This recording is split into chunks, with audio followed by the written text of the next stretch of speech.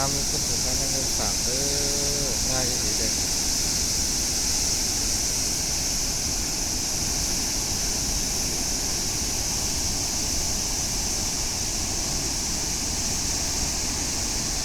ผมว่าสิพาไปเพิ่งอยู่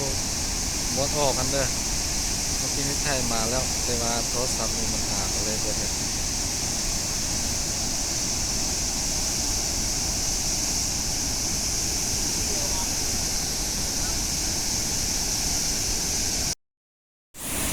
เออเอาไปใช้เลย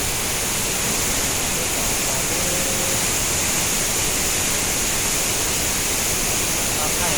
ไป